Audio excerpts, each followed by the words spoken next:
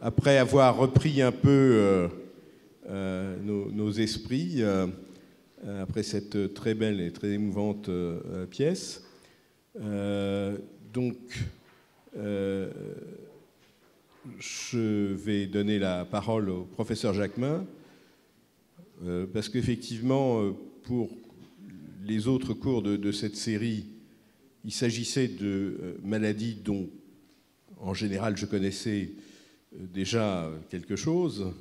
Et par contre, je dois dire que pour cette PFIC, j'ai appris son existence en allant voir la pièce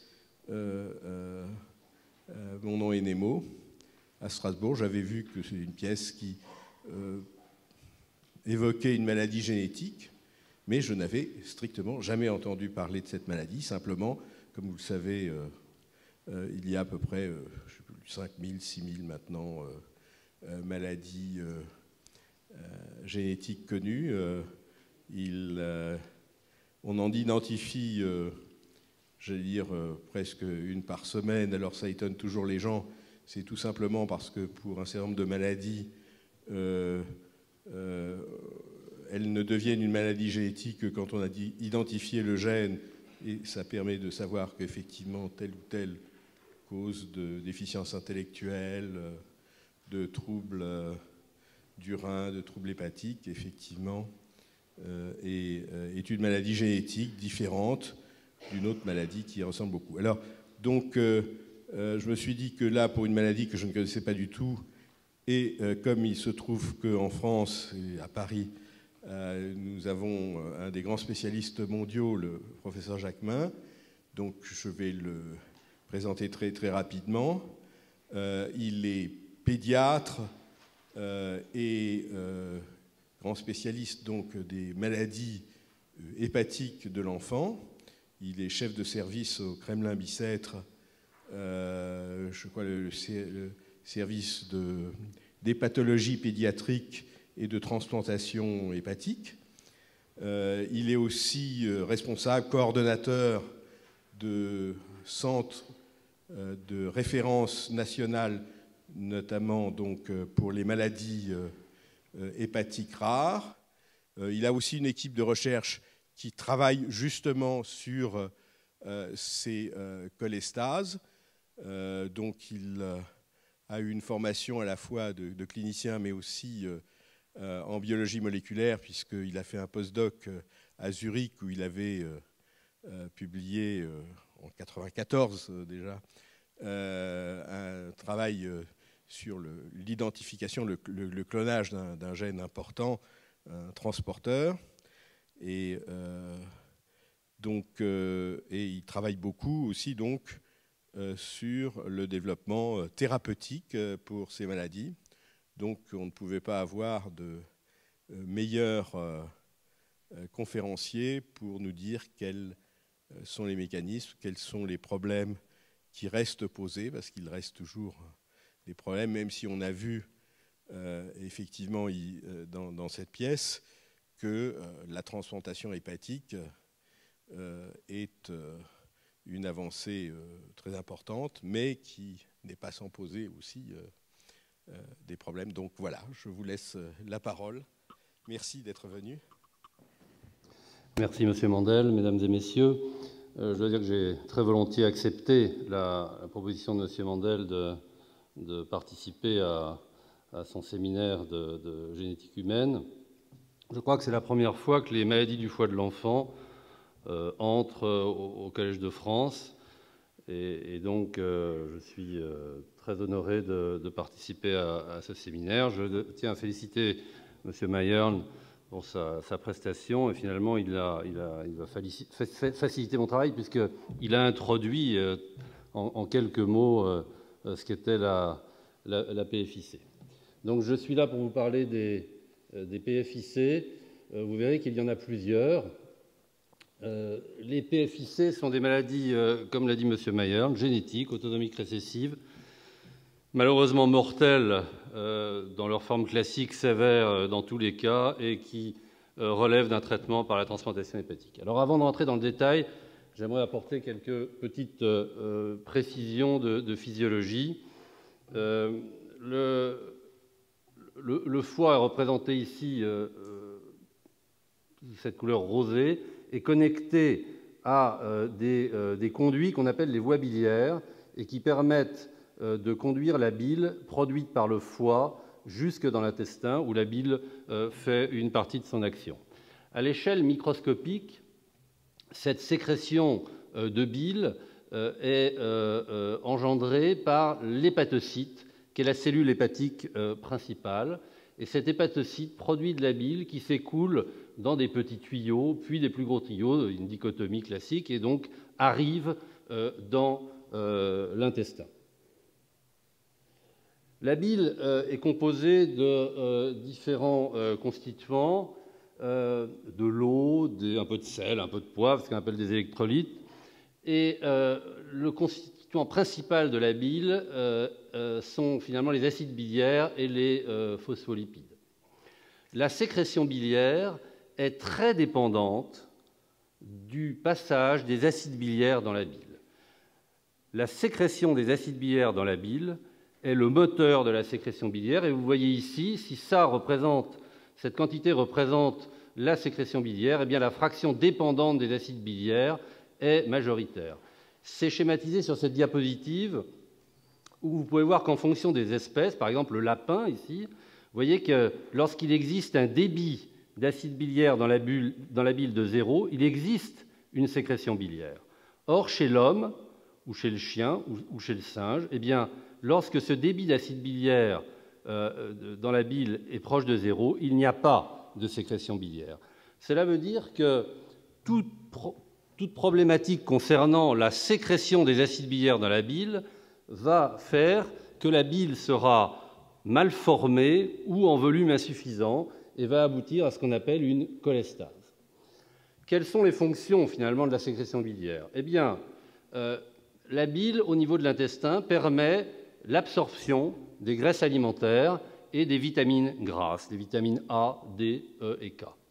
Et puis, le foie, par la sécrétion biliaire, permet l'élimination de composés, alors les acides biliaires, on l'a vu, produits par le foie, qui génèrent la sécrétion biliaire, les phospholipides et le cholestérol, et d'autres composés, comme le cuivre par exemple, mais également tous les produits finalement chimiques que l'organisme ingère, comme les antibiotiques, les médicaments, les carcinogènes, etc., etc. Donc la sécrétion biliaire a un rôle important pour l'absorption des graisses, mais également pour éliminer de l'organisme des composés toxiques.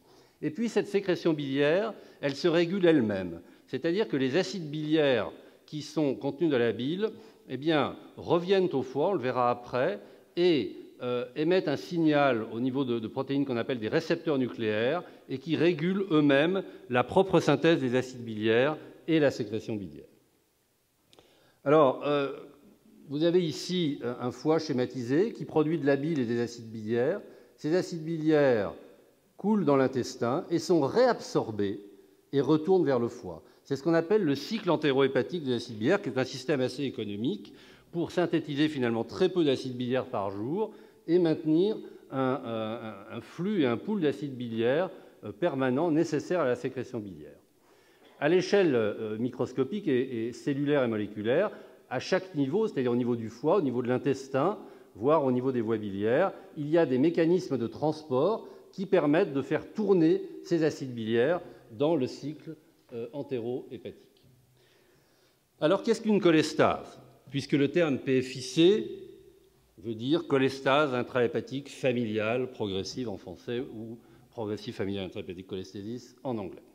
La cholestase est définie par une diminution du flux biliaire. C'est la définition physiologique de la cholestase et ce peut être dû à une anomalie de formation de la bile ou bien à un obstacle sur la voie d'élimination de la bile. En d'autres termes, quand on reprend l'anatomie du foie, ici, avec les hépatocytes qui sont schématisés par ce rectangle et les petites voies biliaires qui coulent dans les plus grosses voies biliaires qui arrivent dans l'intestin, on retient des mécanismes obstructifs, vous voyez, c'est un peu de la plomberie, c'est-à-dire qu'il y a un obstacle sur les voies biliaires, par exemple un calcul qui bouche les voies biliaires, qu'on différencie des mécanismes hépatocellulaires propres, les mécanismes cellulaires qui sont impliqués dans la formation de la bile. Les PFIC sont des maladies qui concernent des anomalies, des mécanismes cellulaires de la formation de la bile par l'hépatocyte. Alors vous avez ici la liste de toutes les PFIC qui sont toutes des maladies autosomiques récessives. Vous voyez qu'un certain nombre de gènes sont identifiés dans ces maladies. Les 3 PFIC classiques dont on va parler en premier ont été énumérés tout à l'heure, 1, 2, 3. Il y a maintenant une PFIC 4. Et puis il y a d'autres syndromes qui sont des copies conformes des PFIC et qui sont moins classiques et que nous détaillerons secondairement. Alors, sur cette diapositive est schématisé finalement l'hépatocyte, ce rectangle que je vous montrais dans le foie, avec un peu plus de détails. L'hépatocyte a, vous l'avez compris tout à l'heure, un pôle biliaire qui est relié aux petites voies biliaires, et c'est à cet endroit que la bile primitive se forme et coule donc dans les voies biliaires pour s'éliminer plus loin dans l'intestin. Les acides biliaires sont le moteur de la sécrétion biliaire. C'est le passage des acides biliaires de l'hépatocyte vers le canalicule biliaire, la plus petite structure biliaire qui existe dans le foie, qui génère un flux d'eau et d'électrolytes, et donc un flux de bile. Ces acides biliaires sont synthétisés à partir du cholestérol, il y a de nombreuses étapes enzymatiques, puis sont transportés dans la bile par une protéine qui s'appelle BSEP, c'est un nom anglais, qui est le moteur, finalement, la machinerie de la sécrétion biliaire est là, puisque c'est le transporteur principal des acides biliaires.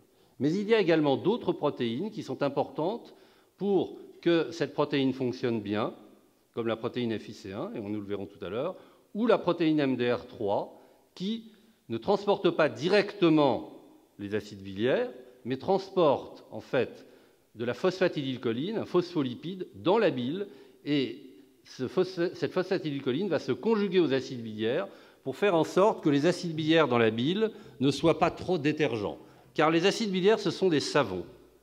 Et donc les savons, c'est irritant.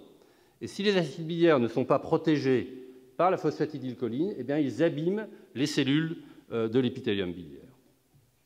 Et puis, il y a également des mécanismes cellulaires, des protéines partenaires qui permettent à cette protéine BSEP qui est synthétisée dans l'hépatocyte d'aller au bon endroit pour fonctionner, c'est-à-dire au niveau de la membrane canaliculaire de l'hépatocyte. Et nous verrons qu'il y a des PFIC qui sont dus à ces mutations de protéines partenaires. Et pour finir, 2 autres entités seront détaillées. Une PFIC qui concerne des anomalies de synthèse des acides biliaires, donc une cholestase extrêmement privitive, puisqu'il n'y aura pas du tout de synthèse d'acides biliaires, donc pas de flux biliaire.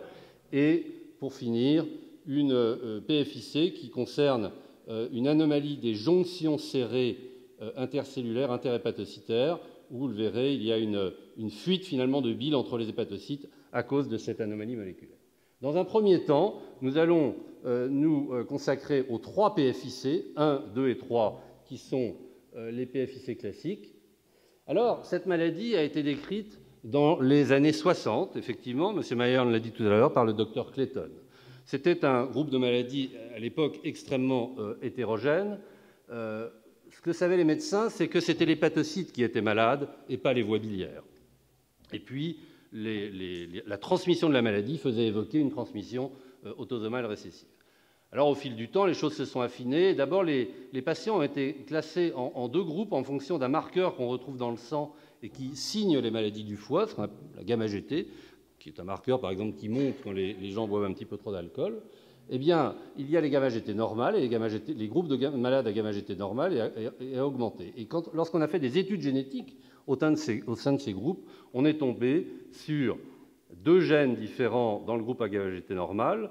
Pour la maladie de Biller, telle qu'elle a été rapportée tout à l'heure, c'est ce qu'on appelle la PFIC1. Pour le syndrome de Biller, c'est ce qu'on appelle la PFIC2. On parlera de ce 2e gène, BSEP. Et puis, dans le groupe à gamma-GT augmenté, un 3e gène a été identifié, le gène MDR3 pour la PFIC3. Alors, sur cet hépatocyte, toujours schématisé sous forme de rectangle, avec son pôle biliaire ici, et vous avez les 3 protéines ici qui sont impliquées dans ces 3 PFIC. La protéine FIC1 pour la PFIC1, et FIC, ça veut dire familial intrahépatique cholesthésis, vous l'avez compris. la protéine BSEP dans la PFIC2. Et BSEP, ça veut dire Bile Salt Export Pump, c'est-à-dire la pompe qui permet de faire passer les acides biliaires synthétisés dans l'hépatocyte dans la bile. Et en dernier lieu, la protéine MDR3, dont le nom ne reflète pas la fonction et qui permet de faire passer la phosphatidylcholine dans la bile pour atténuer l'effet détergent, mais néanmoins nécessaire, des acides biliaires.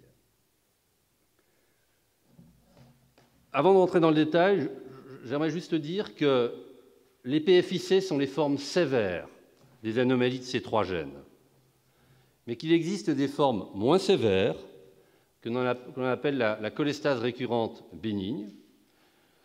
Et puis, il existe également des cholestases où un seul allèle est muté. Je vous rappelle qu'on est dans le cadre d'une maladie autosomale récessive, donc pour qu'elle s'exprime, il faut que les deux copies du gène soient anormales. Et bien là, chez les patients hétérozygotes, avec une seule copie anormale, il y a également des cholestases qui ont été décrites, médicamenteuses, pendant la grossesse, à la période néonatale, mais de manière très transitoire, voire responsables de calculs biliaires ou du cancer des voies biliaires ou du foie au long cours.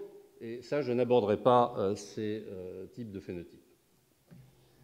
Alors, quelles sont les caractéristiques communes aux PFIC 1 et 2 qui ont des gamma-GT normales comme marqueur dans le sang, ce qui est un moyen très, très pratique pour pouvoir, lorsqu'on est confronté à un patient qui a une cholestase, essayer de comprendre la maladie dont il est atteint. D'abord, ce sont des maladies sévères qui touchent les nouveau-nés et cette cholestase se manifeste dès les premières semaines de vie. Dans le sang, lorsqu'on dose, eh bien, effectivement, la gamma-GT elle est normale. Les acides biliaires sont très élevés puisqu'ils n'arrivent pas à passer dans la bile. Ils régurgitent du foie dans le sang et sont à l'origine de ce qu'on appelle un prurite, c'est-à-dire une sensation de grattage absolument abominable qui est vraiment très invalidante. Sur le plan histologique, on confirme que c'est bien une maladie de l'hépatocyte et pas une maladie des voies biliaires. Lorsqu'on dose des acides biliaires dans la bile, eh bien, c'est comme ça qu'on a fait le pas à pas pour comprendre la maladie. Ils étaient bas et donc ça évoquait un problème de transport des acides biliaires de l'hépatocyte vers la bile. Et l'évolution est très néfaste puisque les enfants, dans les premières semaines de vie, en quelques mois, peuvent évoluer vers la cirrhose et l'insuffisance hépatique. Et pour leur sauver la vie, il faut programmer une transplantation hépatique. Alors, il existe quelques petites différences entre la PFIC1 et la PFIC2. On ne va pas toutes les énumérer, mais vous voyez, la PFIC2 est une maladie beaucoup plus agressive que la PFIC1, où dans la PFIC1, on le verra tout à l'heure, le défaut de transport des acides biliaires est secondaire, il n'est pas primaire. Vous voyez ici un enfant qui a moins de 1 an et qui a déjà une cirrhose du foie dans la PFIC2 avec ce nodule de cirrhose délimité par des bandes de fibrose, alors que dans la PFIC1, il existe une inflammation discrète, un peu de cholestase, mais la fibrose est beaucoup plus modérée et donc le foie va fonctionner plus longtemps. La PFIC1 a été décrite effectivement par M. Clayton dans les années 60 au sein d'une famille amish qui pratiquait le mariage consanguin, comme ça a été rappelé tout à l'heure, et qui avait immigré en Pennsylvanie. Il faut savoir qu'au départ, cette famille, dont l'ancêtre est Jacob Byler, ou Biller, comme vous voulez, et Nancy Kaufmann, résidait aux confins du lac de Constance, du sud de l'Allemagne et de l'Alsace. Donc, le jeune fondateur de la PFIC1 se trouve dans cette région-là. La protéine FIC1 est exprimée, donc vous l'avez compris, au pôle canaliculaire de l'hépatocyte, là où elle doit faire sa fonction et permettre, faciliter le fonctionnement de la protéine BSEP. Chez un malade qui a une mutation sévère, où il n'y a pas de protéine, vous pouvez voir qu'en immunomarquage, c'est un moyen avec des anticorps de détecter la protéine de manière spécifique, eh bien, dans un foie humain normal, on retrouve la protéine FIC1 au pôle canaliculaire de l'hépatocyte, alors que chez un pauvre enfant qui est atteint avec une maladie sévère, on ne retrouve pas la protéine qui ne s'exprime pas. Ce gène FIC1, cette protéine FIC1 est exprimée dans tout l'organisme. Ce que vous allez voir pose des problèmes après transplantation hépatique. Elle n'est pas exprimée uniquement dans le foie. Comme toujours dans les maladies génétiques rares, eh bien, finalement, chaque famille a sa mutation. Et en termes de diagnostic moléculaire, ça implique, alors un petit peu moins maintenant parce que les techniques sont plus sophistiquées et on peut aller plus vite, mais il y a encore quelques années, pas si longtemps, il fallait séquencer tout le gène pour mettre en évidence une mutation. On ne pouvait pas dire on va uniquement séquencer telle région du gène ou telle autre parce qu'il y a plus de mutations. Non, toutes les mutations sont finalement des mutations privées. Alors, quelle est la physiopathologie de cette PFIC1 ? Eh bien, encore une fois, cet hépatocyte avec son pôle canaliculaire et un autre hépatocyte. À l'état normal, les acides biliaires sont transportés par la protéine BSEP dans la bile et cette protéine FIC1 permet le bon fonctionnement de la protéine BSEP en faisant qu'il y ait une répartition de certaines graisses dans les membranes de manière asymétrique, ce qui permet le bon fonctionnement de la protéine BSEP dans la membrane. Si cette protéine FIC1 est mutée, ne fonctionne pas bien, il y aura une dysfonction secondaire de la protéine BSEP, ce qui fait que les acides biliaires ne vont pas bien passer dans la bile. Donc le flux biliaire va diminuer, il y aura une cholestase, et en amont, les acides biliaires s'accumulent dans l'hépatocyte et créent des lésions de l'hépatocyte avec de la fibrose, puisque ces acides biliaires étant détergents, eh bien, abîment les cellules du foie et en particulier l'hépatocyte.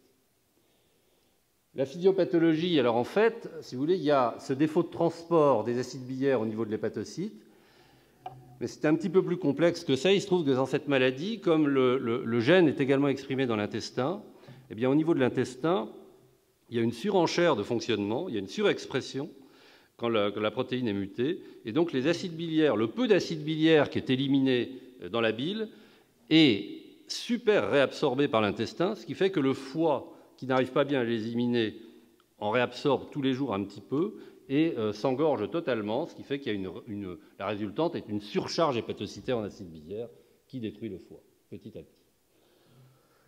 C'est une image d'immunohistochimie où on détecte avec des anticorps la protéine BSEP. C'est pour illustrer le dysfonctionnement secondaire de la protéine BSEP, ici normalement exprimée dans un foie. Chez un enfant qui a une PFIC1, vous voyez que chez cet enfant, la protéine est on peut dire quasiment normalement exprimée, la protéine BSEP, alors que chez celui-ci, la protéine ne l'est peu ou pas. Et ce genre de différence explique les différences de sévérité de phénotype au sein de la maladie. Certains groupes ont commencé très récemment à étudier au plan moléculaire et cellulaire quelles étaient les conséquences des mutations. Donc je ne peux pas toutes vous les énumérer ici, mais je prends l'exemple de la mutation fondatrice, une des mutations fondatrices dans la PFIC1.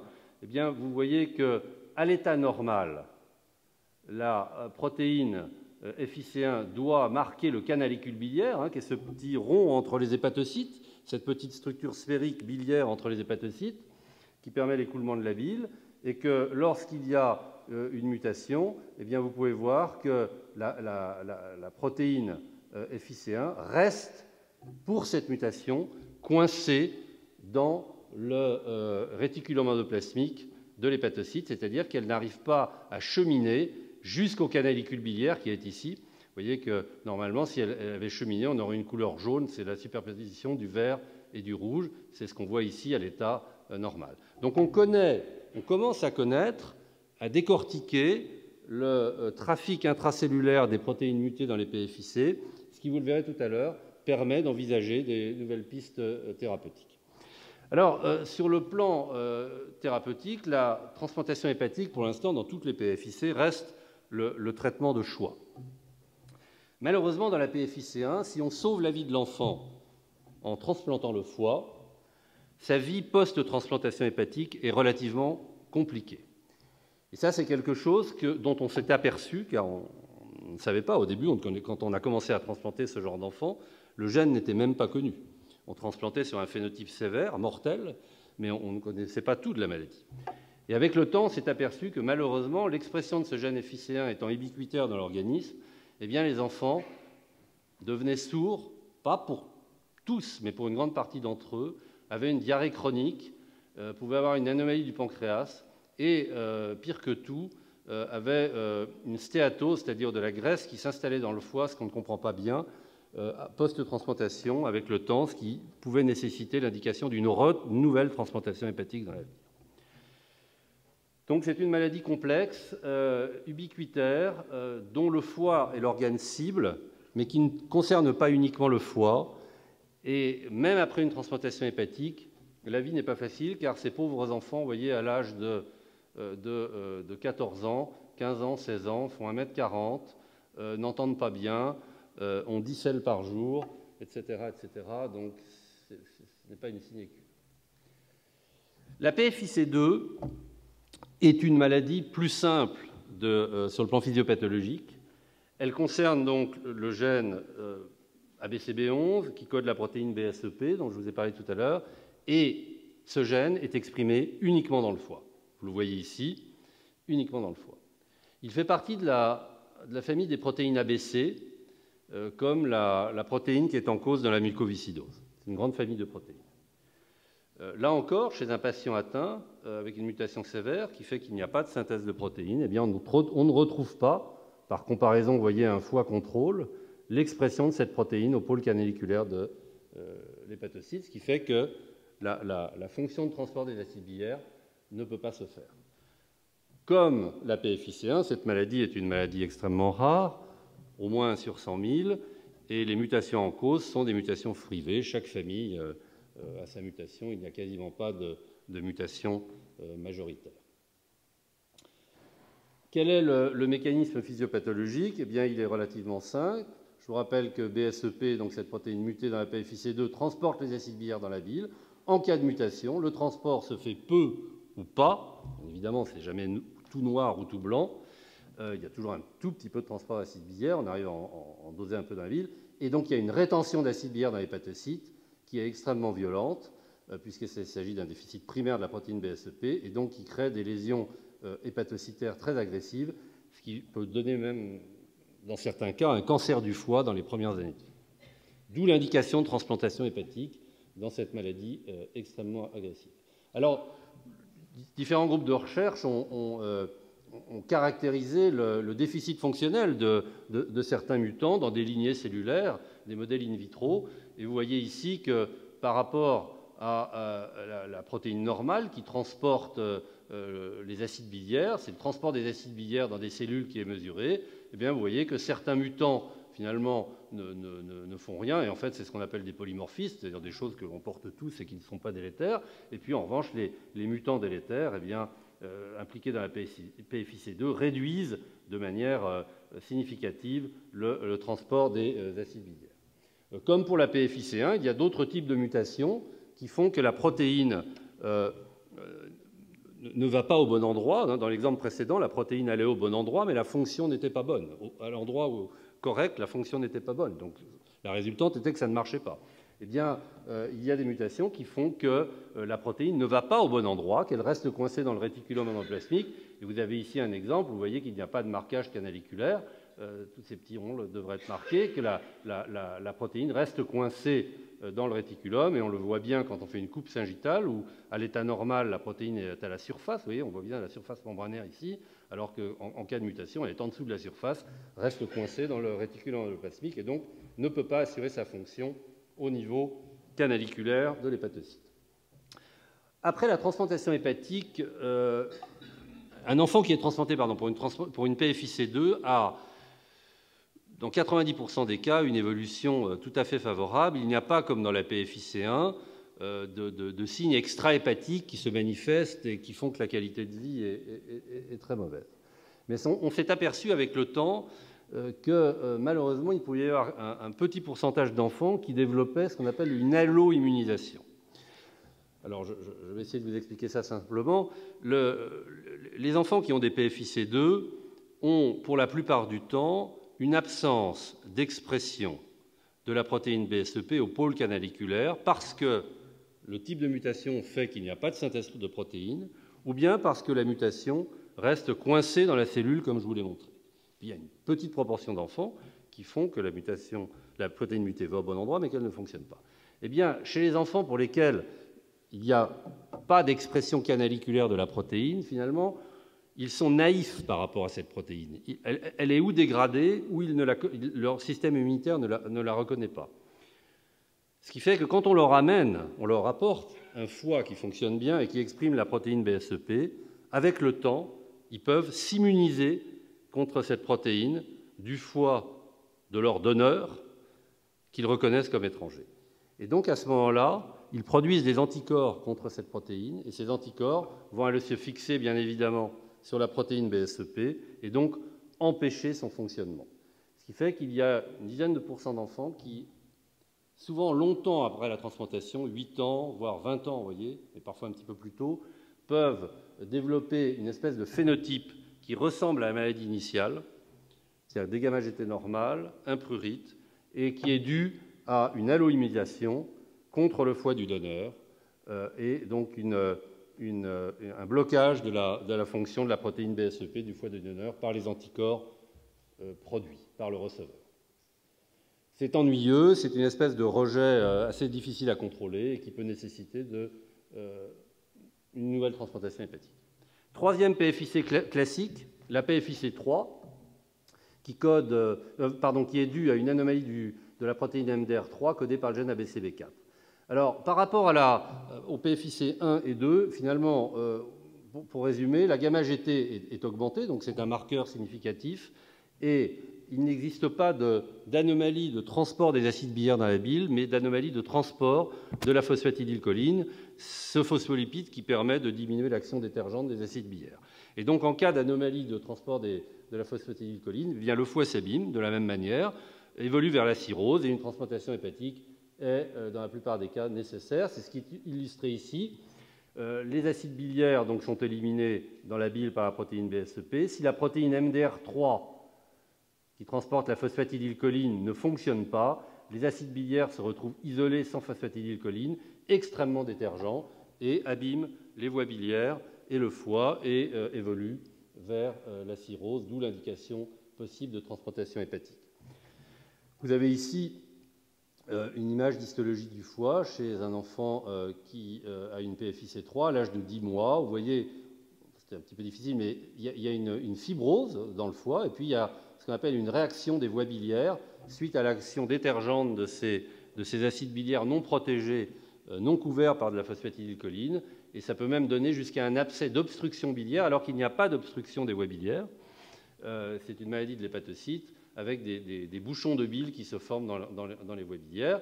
Et de la même manière, chez un malade sévèrement atteint, vous voyez que la protéine MDR3 s'exprime, reste coincée dans les hépatocytes et ne s'exprime pas comme à l'état normal au niveau du canalicule biliaire, donc elle ne peut pas exercer sa fonction. Là encore, il s'agit de mutations privées, et la protéine MDR3 a la même structure que la protéine BSEP, c'est également une protéine de la famille ABC, comme la protéine impliquée dans la mucoviscidose. Ces mutants ont aussi été caractérisés en termes de fonction. Vous voyez par exemple que ce mutant de MDR3 responsable ces mutants de MDR3 responsables de PFIC3 chez l'enfant, eh bien, ont une expression membranaire normale. Ça, ce sont des cellules qui sont peu polarisées, donc il n'y a pas de canalicule biliaire, mais l'expression est membranaire. En revanche, quand on étudie leur capacité à transporter les phospholipides, eh bien, vous voyez que cette capacité est totalement réduite. Et donc, les acides biliaires dont l'activité détergente n'est pas diminuée par les phospholipides sont tout à fait toxiques pour le foie.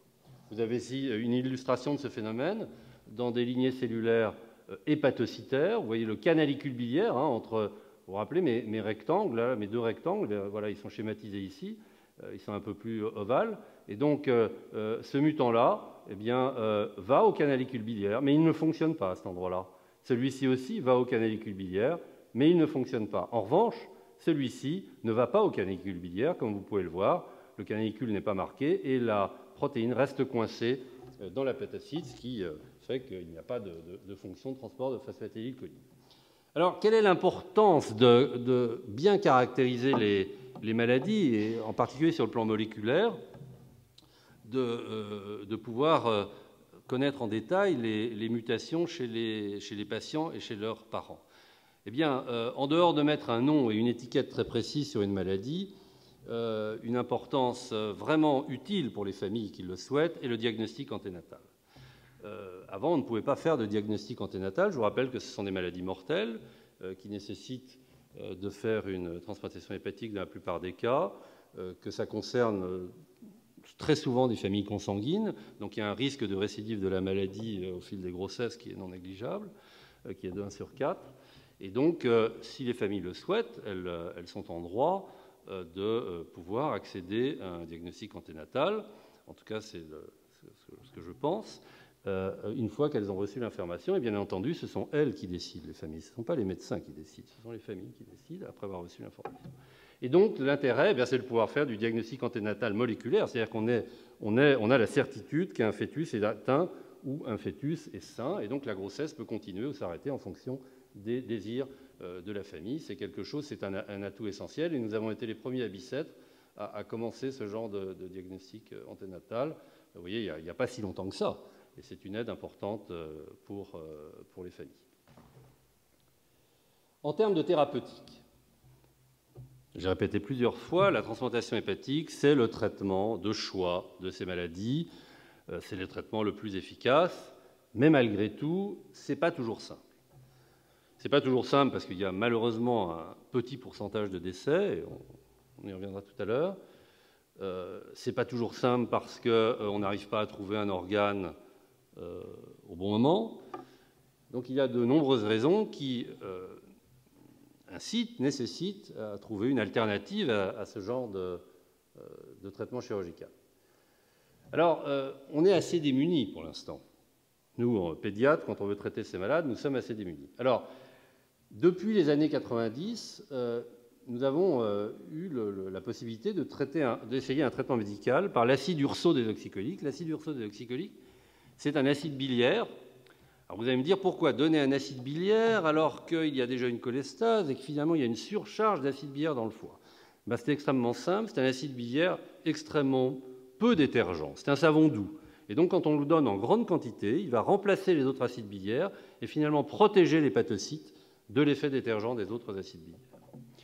Et cet acide urso-désoxycholique, qui n'est pas un réel médicament, puisque nous en avons dans notre bile à peu près 1%. En fait, il s'appelle urso parce que chez l'ours, c'est l'acide biliaire majoritaire.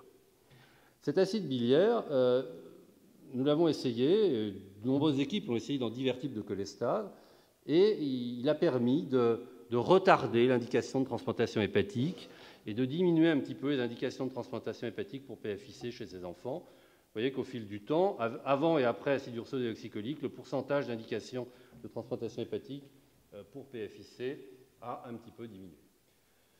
Alors, il a des propriétés particulières. Il est peu détergent, il est hépatoprotecteur, il est cholérétique. Donc, quand on a une cholestase, on a envie d'améliorer tout ça, d'améliorer le flux biliaire. Donc, il est utile et nous l'utilisons toujours aujourd'hui. Il a un bénéfice certain chez un tiers à 50% des PFIC, essentiellement les patients qui ont les mutations les moins sévères, pour lesquels il reste un petit peu d'activité résiduelle, et donc on arrive à atténuer le phénotype.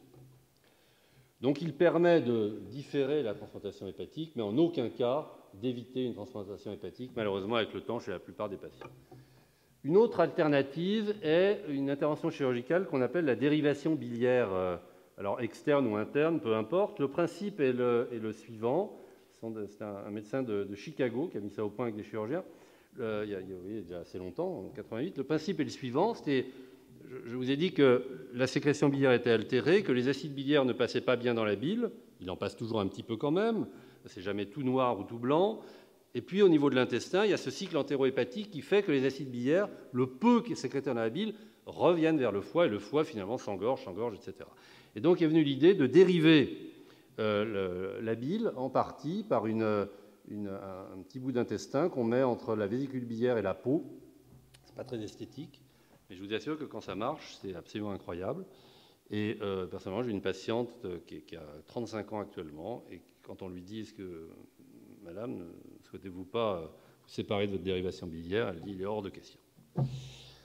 Donc cette dérivation biliaire permet de soulager le foie en éliminant chaque jour un petit peu d'acide biliaire et a un bénéfice chez une proportion non négligeable de patients, il est vrai certains sélectionnés sur des mutations particulières. Avec l'acide ursolidéoxycholique, ça permet de retarder un petit peu l'indication de transplantation hépatique et d'améliorer la qualité de vie. Actuellement se développent des espèces de chélateurs des acides biliaires au niveau de leur site de réabsorption dans l'intestin pour empêcher leur retour vers le foie, une espèce de diversion chimique qui sera probablement plus efficace et surtout moins compliquée à faire et moins délabrante, bien sûr, pour les patients. Donc en première intention, chez ces patients, qu'est-ce qu'on fait? On donne de l'acide ursolidéoxycholique, on discute une dérivation biliaire, et puis en dernier recours, on est obligé de discuter la transplantation du foie, avec bien évidemment en tête qu'il y a un risque de symptômes extra-hépatiques en cas de PFIC1 et d'alloimmunisation en cas de PFIC2. Pour l'instant, il n'y a pas été décrit de complications post-transplantation en cas particulière à la PFIC3. Mais il y a nécessité de trouver d'autres solutions pour essayer d'avancer et d'être plus efficace. Alors, quelle serait l'alternative? Idéalement, par une approche médicale, c'est plus simple que la chirurgie, c'est-à-dire sans hépatectomie, sans enlever un bout du foie, corriger plus ou moins totalement les conséquences de la cause de la maladie, voire la cause de la maladie. En ce qui concerne les PFIC, c'est un petit peu surréaliste, même si vous allez le voir, ça peut se concevoir. Les maladies qui sont plus concernées par ce genre de traitement, dont on va discuter après, qui serait la thérapie génique et la thérapie cellulaire en particulier, sont les maladies dites monogéniques. Alors, la PFIC est une maladie monogénique, mais des maladies métaboliques monogéniques, c'est-à-dire pour lesquelles le foie, malgré la maladie, n'est pas abîmé, et pour lesquelles seule une protéine, une enzyme ne fonctionne pas dans le foie, et sans qu'il y ait de nécessité de localisation particulière de l'activité enzymatique. Et donc l'idée serait de passer d'un phénotype, d'une présentation sévère de la maladie, à un phénotype moins sévère, en corrigeant un petit peu le déficit, et en particulier pour qu'il n'y ait pas de risque métabolique neurologique. Alors, les prérequis, c'est d'abord de bien comprendre la physiopathologie de la maladie.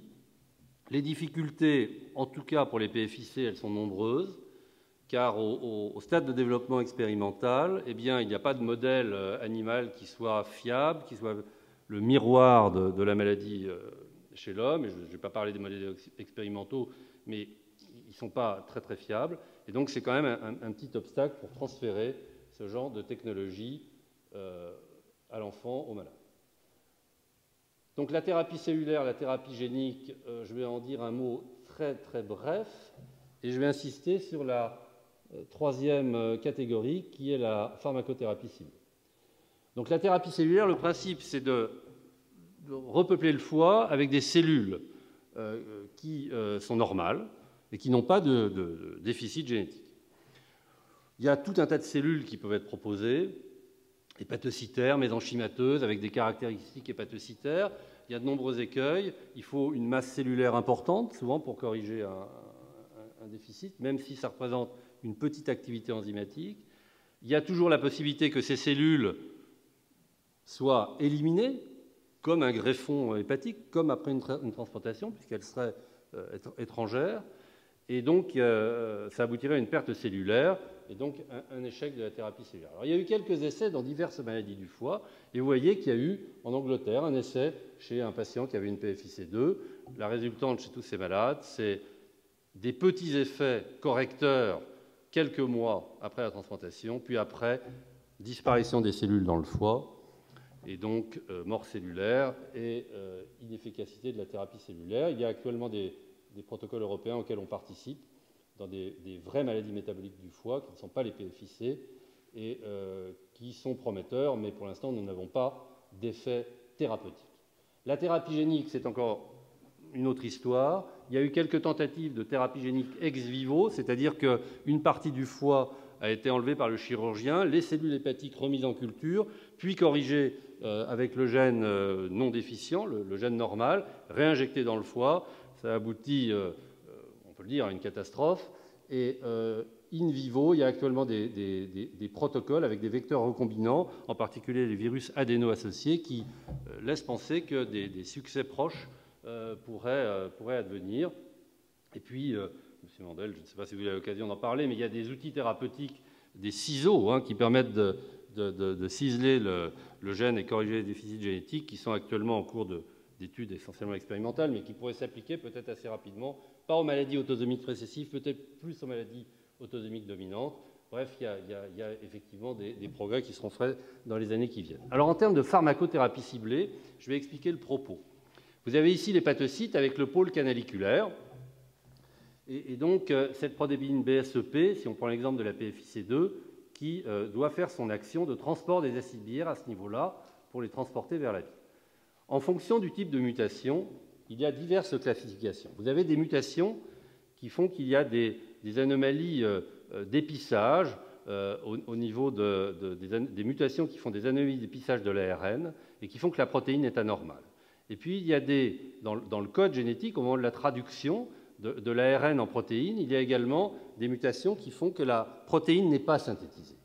Et puis, il y a des mutations, je l'ai évoqué tout à l'heure, qui font que la protéine est synthétisée, mais finalement, dans sa chaîne protéique, il y a un maillon qui est mal foutu, et elle ne passe pas le contrôle qualité, et elle reste bloquée dans le réticulum endoplasmique, et elle ne peut pas aller au bon endroit. Et puis, il y a des mutations, vous l'avez également compris tout à l'heure, qui font que la protéine, elle a une bonne tête, même s'il y a une anomalie moléculaire, elle va au bon endroit, mais elle ne fonctionne pas bien. Eh bien, la pharmacothérapie ciblée consiste à chacune de ces étapes, pour chaque type de mutation, à développer une stratégie pharmacologique, c'est-à-dire un médicament qui permet de corriger, en tout cas de dévier l'effet de la mutation, de passer outre l'effet de la mutation. Et donc, il y a des molécules qui permettent de sauter les codons stop, des molécules qui permettent de conduire la protéine de l'endroit où elle est retenue vers le bon endroit, et des médicaments qui permettent de redonner une fonction à la protéine lorsqu'il lui manque cette fonction, même si elle est au bon endroit. Ça, c'est la pharmacothérapie ciblée qui, à mon avis, a de l'avenir dans les PFIC. Vous allez voir qu'expérimentalement, il y a des arguments pour le penser. D'abord, dans la PFIC1, un produit qui s'appelle le 4-phénylbutyrate, qui est un produit qui a une autorisation de mise sur le marché en France et en Europe, utilisé dans d'autres maladies, eh bien, permet, alors vous avez déjà vu cette diapositive, mais d'augmenter et de mettre au canalicule biliaire la protéine FIC1, qui ne l'est pas ou peu en cas de mutation. Dans la PFIC3, la cyclosporine A, par exemple, est une molécule chaperonne qui permet, vous voyez ici, une cellule hépatique contenant ce type de mutant du gène MDR3, ABCB4, eh bien, vous voyez qu'après cyclosporine, vous avez un renforcement canaliculaire de la protéine MDR3 qu'on ne voit pas ici, ça veut dire, et une diminution de la fluorescence intracellulaire, et donc la protéine a été amenée au canalicule biliaire par l'effet de cette molécule chaperonne, et ça se manifeste en termes d'activité de transport de la phosphonidylcholine. Dans la PFIC2, même topo, vous voyez ici un mutant, eh bien, à 37 degrés, c'est-à-dire à température corporelle, il reste coincé dans le réticulum endoplasmique, aucun marquage canaliculaire ici, les petites bornes rouges, c'est le canalicule. Quand on lui donne de ce 4-phénylbutyrate, eh bien, on voit un renforcement canaliculaire. Quand on lui donne de l'acide ursodeoxycholique, ce fameux acide biliaire de l'ours, eh bien, on a également un marquage canaliculaire, ce qui montre bien que l'acide ursodeoxycholique a des propriétés chaperonnes. Et quand on additionne les deux, on a un tout petit gain, mais pas grand-chose. Donc, on arrive, avec quelques molécules in vitro, à recibler, par exemple, des protéines mutées à l'endroit où elles doivent fonctionner, ce qui n'était pas le cas auparavant. Et puis, on peut aussi également se dire que plutôt que de faire une transplantation hépatique, on peut traiter certains patients, et c'est ce que nous avons fait à Bicêtre pour 8 patients maintenant, mais là je vous présente 4 patients qui ont une PFIC2, qui étaient en attente pour la plupart de transplantation hépatique ou qui avaient des prurites extrêmement sévères, ce qui pouvait... Ils ne pouvaient pas dormir la nuit, ils ne pouvaient pas aller à l'école, enfin ils ne pouvaient rien faire, ils passaient leur temps à se gratter, donc une vie absolument infernale. Et plutôt que de les transplanter, avec l'accord de leurs parents, avec les accords qu'il faut, etc., nous avons essayé, par exemple, de les traiter par le 4-phénylbutyrate. Alors ça n'a pas été simple parce que la présentation galénique n'est pas idéale, etc., mais vous pouvez voir que tous les patients ont été améliorés avec des scores de prurite qui sont passés de 8-10 à 0 à 4, alors ça c'est un prurite plus modéré mais qui a diminué, une diminution des acides biliaires. Certes, on n'a pas corrigé totalement la maladie, on a amélioré la maladie, une amélioration, une normalisation de la biologie hépatique, de la fonction hépatique hépatocellulaire, etc., etc.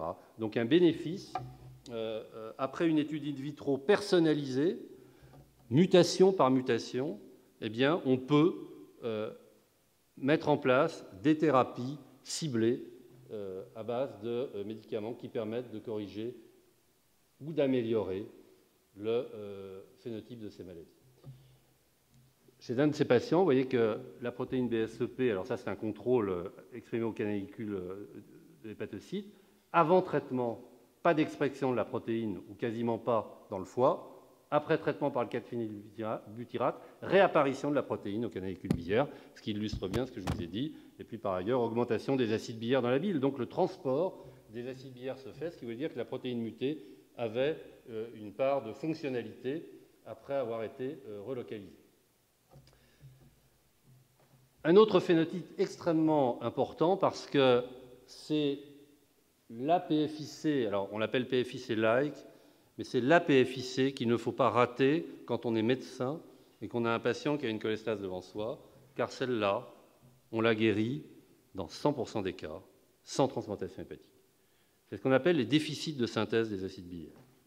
S'il n'y a pas d'acide biliaire synthétisé, vous l'avez compris, il n'y a pas de flux biliaire, il n'y a pas de sécrétion biliaire, et donc on a une cholestase extrêmement primaire, puisque c'est le moteur de la sécrétion biliaire qui est altéré, les acides biliaires. Les acides biliaires sont synthétisés à partir du cholestérol, nombreuses étapes enzymatiques, et donnent naissance, enfin le cholestérol donne naissance aux acides biliaires primaires, que sont l'acide cholique et l'acide kénodésoxycholique. Ces acides biliaires, lorsqu'ils sont synthétisés, régulent leur propre synthèse via ce récepteur nucléaire effixeur. En cas de mutation, de déficit de synthèse des acides biliaires, de mutation des gènes impliqués dans la synthèse des acides biliaires, et il y en a deux principaux, ne retenez pas les noms barbares, bien évidemment, que se passe-t-il? Il n'y a pas de synthèse d'acide biliaire primaire. Donc la machine s'emballe car il n'y a pas de boucle de régulation rétroactive sur la synthèse des acides biliaires. Le foie, ne voyant pas d'acide biliaire, continue, essaye d'en synthétiser de plus en plus. Et donc s'accumule en amont du déficit enzymatique tout un lot de métabolites extrêmement toxiques pour le foie. Ces maladies sont difficiles à mettre en évidence, car pour des cholestases, elles sont très particulières. Les enfants ne se grattent pas.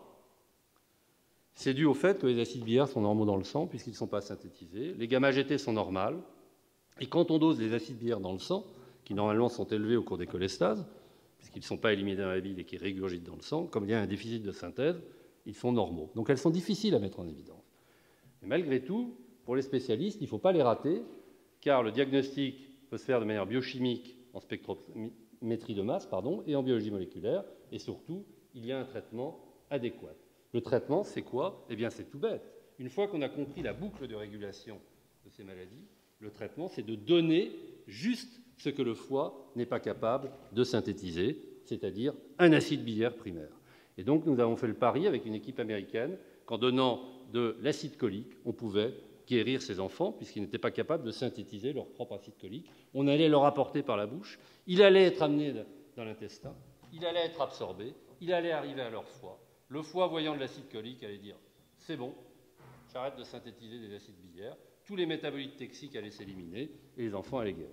Et vous allez voir que ce conte de fées existe.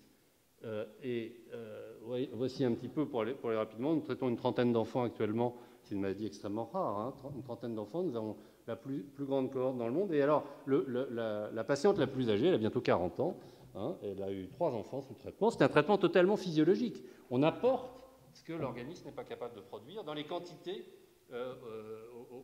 pour lesquelles il est synthétisé au quotidien. Et donc, vous voyez ici l'évolution des biopsies hépatiques, et je n'ai pas mis à jour cette diapositive, mais on a refait quelques biopsies où on a évalué la fibrose par des moyens non invasifs. Vous voyez ici, avant traitement, une cirrhose, qu'on appelle une cirrhose du foie. 7 ans après traitement, vous voyez que toutes ces cicatrices de fibrose sont en train de disparaître, et actuellement, cette jeune fille qui a bientôt 20 ans n'a plus de cirrhose. Pareil pour une de ses copines, si je puis dire. qui avait le foie bien malade, et vous voyez que les choses s'arrangent avec le temps. Donc, une vie tout à fait normale, en prenant une gélule par jour, ça peut exister dans les maladies rares et dans les maladies du foie de l'enfant type PFIC, mais il faut surtout s'acharner à reconnaître ces maladies, car on les guérit. Et c'est probablement pour cette raison qu'un jury international a bien voulu attribuer à mon équipe et au laboratoire CTRS, qui a conduit l'étude avec nous, et à l'assistance publique hôpitaux de Paris, une AMM européenne pour ce médicament et un prix Galien il n'y a pas très longtemps.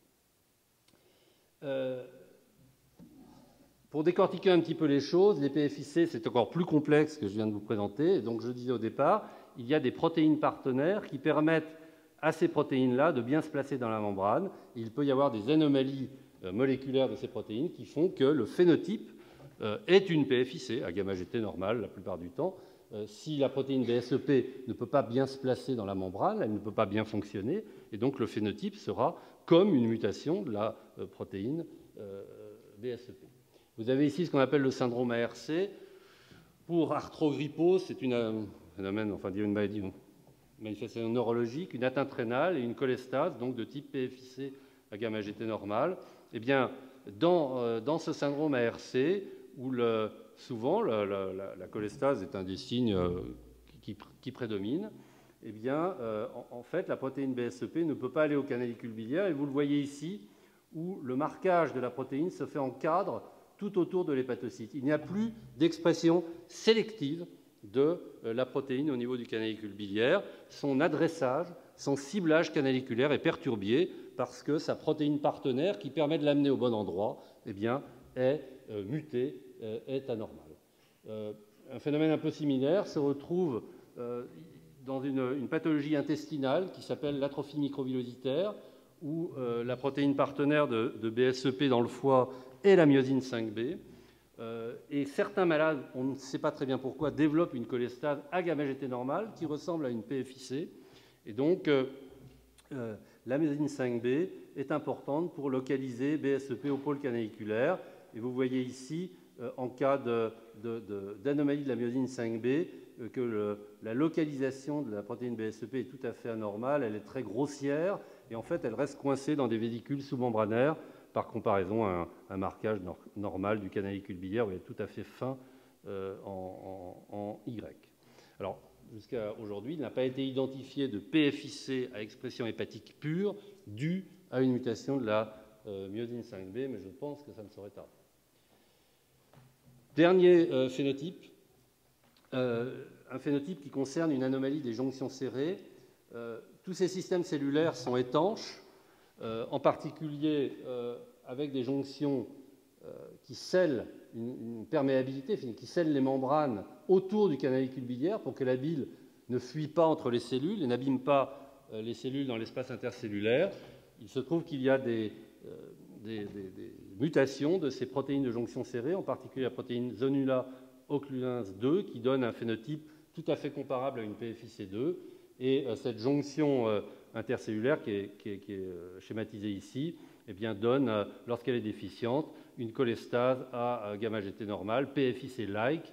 Et en fait, la pathologie du foie est due à une régurgitation de la bile à travers l'espace intercellulaire qui abîme les hépatocytes. Et la toute récente communication d'il y a un mois dans un très bon journal rapporte encore un nouveau cas de PFIC-like.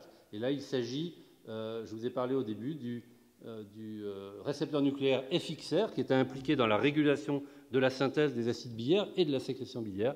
Eh bien, il se trouve qu'on peut avoir des anomalies moléculaires de ce récepteur nucléaire qui donnent une maladie extrêmement sévère comme la PFIC2. Et vous voyez que dans ces cas-là, eh bien, il n'y a aucune expression de BSEP, le transporteur des acides biliaires dans le foie, car FXR régule de manière transcriptionnelle la synthèse du gène qui code la protéine BSEP. Et donc, mutation de FXR implique absence de protéine BSEP, et donc PFIC, type PFIC2 très sévère.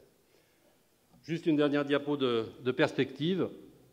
Je veux dire qu'en termes de diagnostic, il y a des progrès faramineux qui ont été faits ces dernières années dans ce domaine des maladies rares du foie de l'enfant et ses cholestases génétiques, en particulier les PFIC, qu'il y a encore des maladies qui n'ont pas d'étiquette génétique. Donc, toutes les analyses d'exomes, par exemple, qui sont en train de se faire dans les différents CHU sur des groupes de malades particuliers, vont faire qu'on va identifier de nouveaux gènes impliqués dans ces maladies. Donc, ça veut dire des possibilités diagnostiques pour les familles. En termes de thérapeutique, il y a de nombreux outils thérapeutiques qui sont en train de se développer. J'en ai énuméré quelques-uns. Personnellement, je crois beaucoup à la pharmacothérapie ciblée. Il y a de nombreuses molécules qui sont en train de sortir et qui permettront, je pense, de rendre des services importants aux familles et aux enfants atteints. Sans parler du repositionnement de certains médicaments qui, on s'aperçoit qu'ils peuvent être utiles dans d'autres maladies et efficaces dans d'autres maladies. Ce qui est toujours important, c'est de retenir ce principe. En tout cas, moi, j'essaye de me l'appliquer. On s'occupe bien des maladies quand on les connaît bien. Mais, franchement, on s'occupe vraiment bien quand on comprend ce qui se passe. Et donc, ça, c'est primordial. Pour pouvoir traiter efficacement une maladie, rendre service à un patient, avec le maximum de bénéfices et le minimum de risques, il faut absolument comprendre et décortiquer les mécanismes de la maladie. Actuellement, la transplantation hépatique reste le traitement de choix de ces PFIC, en tout cas des formes sévères de PFIC. Nous avons fait, depuis 1986, plus de 1100 transplantations hépatiques pédiatriques chez l'enfant. 10 à 15% étaient des PFIC. Globalement, la transplantation hépatique est, chez l'enfant, une transplantation qui marche extrêmement bien, grâce aux chirurgiens, grâce aux réanimateurs aussi, il faut le dire. C'est une chaîne médicale, on ne travaille pas tout seul, bien évidemment. Et à 20 ans, puisque 86, c'était il y a plus de 20 ans, nous avons à peu près 80% des enfants qui sont en vie, ce qui est un très bon résultat dans la transplantation globale. Je terminerai par cette diapositive pour remercier tous les gens avec qui j'ai travaillé, à la fois dans le service que je dirige actuellement, mais également dans différentes équipes INSERM. Pour la petite histoire, sachez que la première école des pathologies pédiatriques au monde, elle a été créée en France à l'hôpital de Bicêtre, il y a plus de 40 ans, par le professeur Daniel Agile, dont j'ai eu la chance d'être l'interne. Je vous remercie. Voilà, merci beaucoup pour cet exposé tout à fait passionnant et où, évidemment, je pense, nous avons, en tout cas moi, j'ai appris énormément de choses, y compris des résultats tout à fait récents, et puis surtout cette belle histoire aussi de ce traitement de cette forme avec déficit de synthèse d'acide biliaire, qui est effectivement ce qu'on appelle ces maladies qui peuvent être ultra rares, mais qu'il ne faut pas louper, parce que c'est trop rare maladie qu'on peut vraiment guérir, si j'ai bien compris, avec un traitement pharmacologique. Donc je vous propose de passer aux questions, s'il y a des...